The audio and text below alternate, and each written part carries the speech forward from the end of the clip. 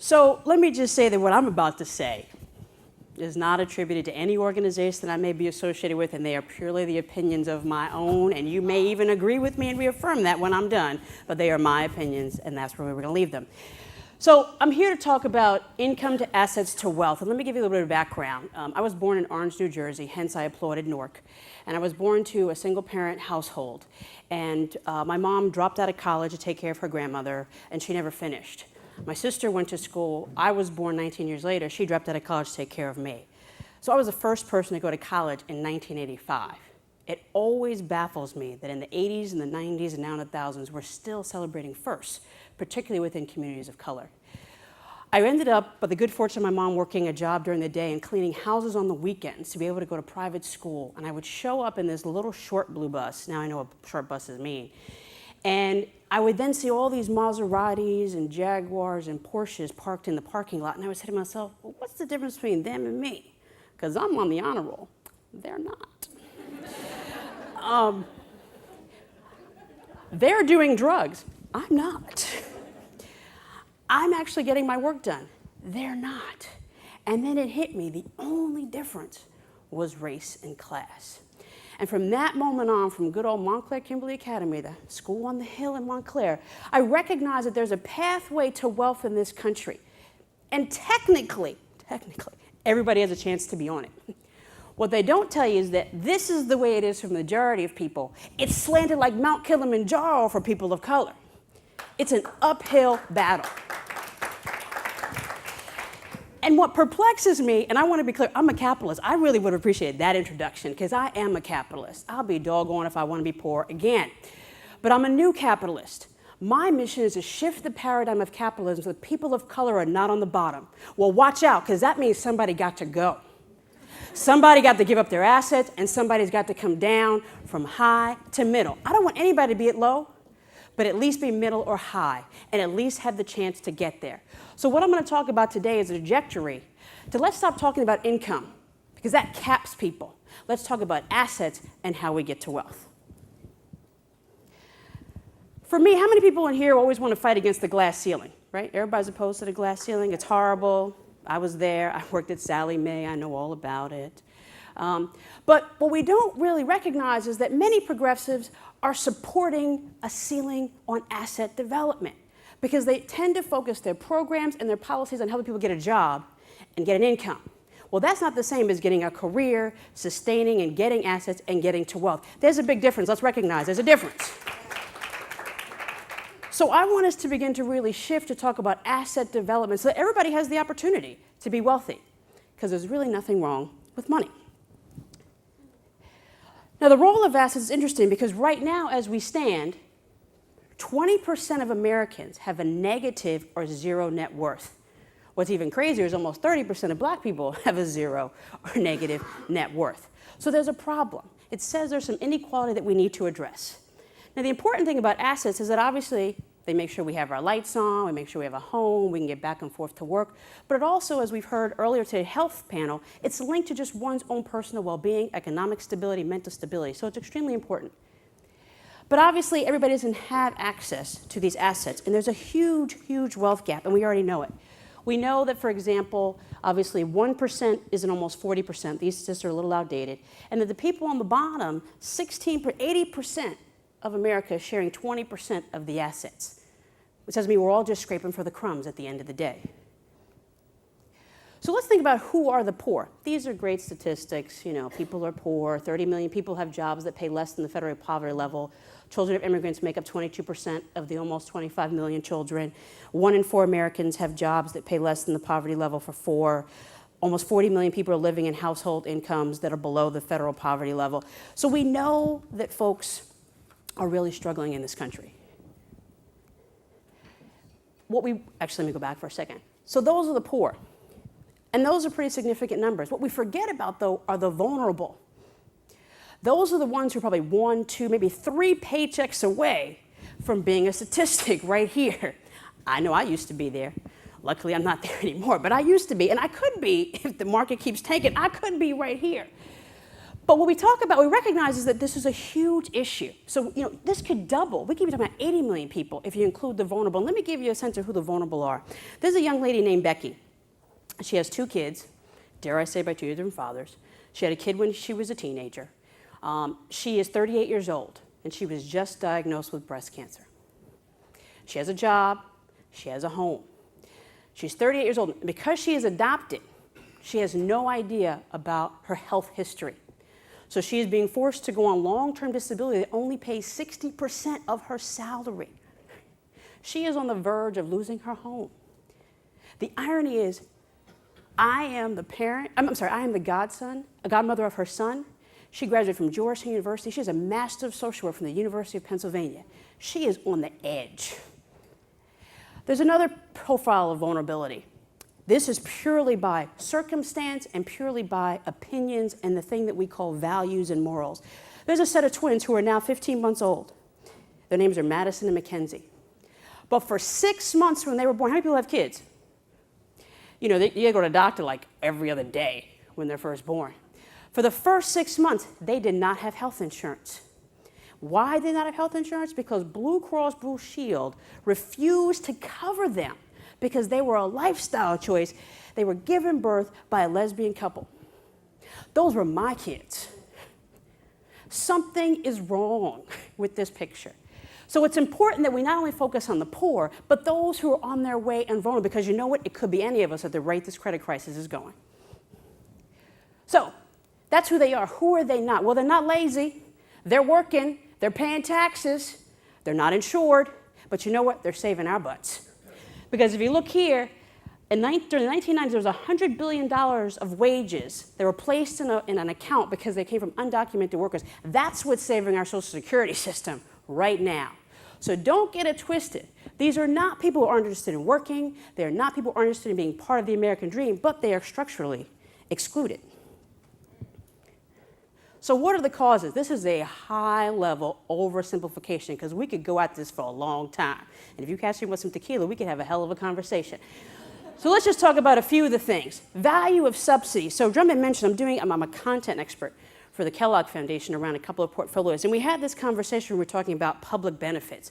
And what people failed to mention is everybody in this room is subsidized. It's called tax breaks and tax incentives for the wealthy. And then it's called public benefits for the poor. The difference is tax subsidies for the wealthy helps them keep their assets. Public benefits for the poor keeps them oppressed. It's called the cliff effect. For every little bit of extra money you may make because you're doing what you're supposed to do, getting off of welfare, going to get a job, you lose a substantial amount of public benefit, which then becomes a disincentive to move on. So people say, oh, they're lazy, they don't want to work. They can't afford to work. Let me give you some perspective. When was the last time somebody in this room made $10 an hour? Anybody even remember back that far? Okay, so if you start making $10 an hour, then you lose your food stamps. Think about food prices right now. They clearly will not be eating organic. At $11 an hour, you lose your child care subsidy. I don't know about you, but my child care provider is $15 an hour per child. I got 6 kids. That's not going to work for me. At $16 an hour, if you're lucky enough, you lose your child's public health insurance. Last time I checked, you will not be able to survive. That's why that graph in the beginning, it's Mount Kilimanjaro. It's a slant. So that's a problem. So we need to get subsidies to work equally for people. Then there's access to education. So there's the informal education where people just understand how the economy works. I can't tell you how many times I am like, how many people's like financial advisors, just help me understand how this works. How do I invest? How do I balance my checkbook? People just don't have this information. In a knowledge economy, that is how we're keeping people oppressed, by not letting them know how the capitalist system worked. And since I didn't do drugs when I was in college, I figured out, like, how do I change this system? And I couldn't figure it out. Maybe if I'd done the drugs, I could have figured it out, but I didn't. Formally, though, what's happening is that kids are being excluded from college. I only went to school because of student loans. The credit crisis actually shut down 20% of the folks who provide student loans. Kids will not be going to college in the fall, and they could be your nieces and nephews. These are not the poor kids that people want to put up on a picture board. These are folks who earned it. But then you think about the failing public school system and those kids who never had a chance from kindergarten. That's a problem. Then there's stable employment. So, I've done some work in the reentry system, and I must say I had to get out because I was tired of people saying, we just need to get him a job. Just get him a job. Everybody had a job placement officer in their organization, but it is so not about a job. Because employment for poor people and for low-income people or the working poor is something they hope to go to every day. It's unstable, it's sporadic, at best case it's seasonal, and in most cases it doesn't have benefits. That's not employment, that's like a half a step ahead of slavery if you ask me. So there's a problem there when we talk about let's get somebody a job. And the interesting piece about this is that what I've learned now that I've gotten older, I turned 40 this year, is that employment is so based on social capital, which most poor people don't have. And then let's talk about institutions. I was a presidential fellow with the Department of Treasury. It was a lovely 2 years of my life. And what I realized is that people can't access the banks, literally and figuratively. In New Mexico, there are no financial institutions on tribal lands. Did you know that? None. Zero. There are more payday loan and check cashing places than there are drugstores, healthcare facilities, and churches in New Mexico. There's a problem. Then, of course, once you get there, you got to hope that you can open an account because this thing called check system has the right to say you don't deserve an account because you're a risk. Well, last time I checked, it wasn't poor people that shut down the S&Ls. So the issue here is that you can't even get there in some cases, and once you get there, you can't get the services you need. People talk about the unbanked. 70% of the unbanked at one point in time had a bank account and decided, why do I pay somebody to keep my money from me and then take it away from me, then tell me when I can get it? And if you're the working poor, you need every dime of that paycheck. Why would you go to a financial institution who's going to hold it for 3 to 5 days? It just doesn't make sense. So the access that people say you have, you really don't have. And then, of course, and there's loads of experts in the room around structural racism, but there are intergenerational poverty that has existed for years. It could take 20 to 30 years to reverse because people have intentionally created policies that exclude the historical oppression of people of color. For John Edwards to admit it, that was something. It's going to keep coming. It's going to come at us until we begin to address things at a structural level. We're going to be in trouble. So enough about the bad news. What do we do? So the good thing is there is some stuff that exists right now. But remember, I was all about trying to flip the script, shift things. So let's look quickly at what exists. So from a business perspective, there's something called entrepreneurship. As somebody who created a company and sold it, I can tell you that it works. I can tell you that it's not easy. But the reality is that if we begin to look at policies that support entrepreneurship, particularly in our urban communities, we are getting a multiplier effect. We are helping entrepreneurs of color create their own wealth and own their own assets and recognize that 70% of the economic growth in this country is due to entrepreneurship. IBM is not creating jobs. They're shipping them abroad. It's the brother like Tony Coleman who's doing bikes and doing all kinds of stuff. It's the folks that are trying to create green-collar jobs. That's what's going to make the economy tick. Now, let's not be naive. Not be naive. It's not that easy to get the venture capital piece, but at least statistics now show that if you invest in an entrepreneur of color, you're at least guaranteed to get a 2x. Now, as a venture capitalist, that's not great. We usually look for 7 to 10, but right now, in the crisis that we have, we'll take a 2x. For people who are putting in $500,000 to get $1 million to $1.5 million back, it's a good investment. The other thing is the Community Reinvestment Act. We must hold our institutions accountable. Now, we can say CRA works, CRA doesn't. To me, the issue is people don't understand what CRA is. It is not about supporting rubber chicken dinners of nonprofit organizations. It is there to make investment in loans. And until we get institutions that can step up and ask those investment in loans, then we gotta be able to hold ourselves accountable as well as we do the banks. So there is some opportunity. The final thing which blew my mind is that one of the most effective policies to help children out of poverty has been the Earned Income Tax Credit. It's on a federal level and a state level. The problem is not all states have it. It was enacted in 1975 as a work incentive.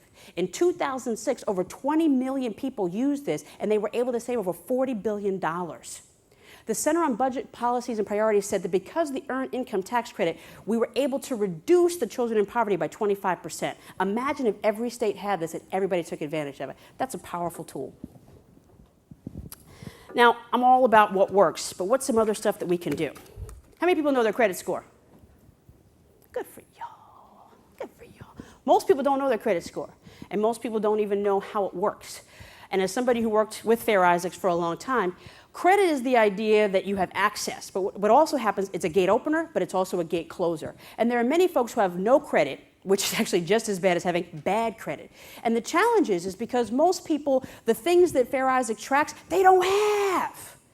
So for me, I'm like, let's get an alternative credit score model. Let's track what poor people pay for.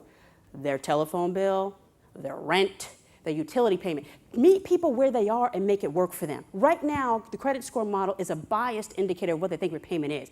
I don't know anybody that's working that doesn't have a cell phone because they're worried about their kids. And so for somebody else who our priorities are is just not fair. The other thing is people think that poor people don't want to save. Well, that's not true. And the good thing is poor people don't need incentive to save. We need the right tools and mechanisms. If I put my money in and I don't have $5,000, then all of a sudden you start charging me fees. Once I get $5,000 though, you don't charge me any fees. That's a problem. So you will find that most people will use a check cashing place because it's cheaper than going to Citibank right now.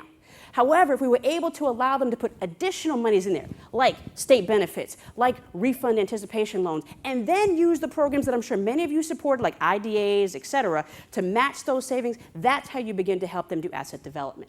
Children's savings account coming out, $500 at birth, $500 per year, and match similar to IDAs. You can use it for buying a home, going to school, et cetera. So there's some things that are out there working.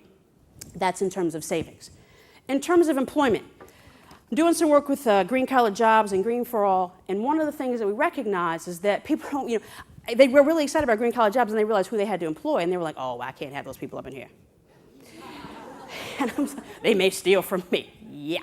So the idea is to engage insurance companies to look at alternative insurance products for bonding so that people can indeed get these jobs. Trust me, they're not the ones stealing from me. Last time I checked, Michael Milken was the one that went to jail, not Pookie because he was working at the hardware store. The other thing is recognizing that not everybody is meant to go to college. So don't penalize me because I don't want to go the way you think I should go. Thank goodness for Gates and Kellogg. They're looking at an alternative to a post-secondary credential, which would allow people to go online, put their interests in, allow people to give references, get young people to build social capital, and get them out of poverty. Because right now, out-of-school youth are 2 to 3 times more likely to become teenage parents. Last time I checked, you don't want to support that, and neither do I. So, I got 30 seconds left. I'm a capitalist, and I'm not ashamed of that. If you are going to live in this society, you better make it work for you. I'm all about a revolution. If it means I need to give up some of my cash for somebody else not to be poor, I'm willing to do that. Because right now, the issue for me is money is not the root of all evil. It's what people do with it that's criminal. Thank you.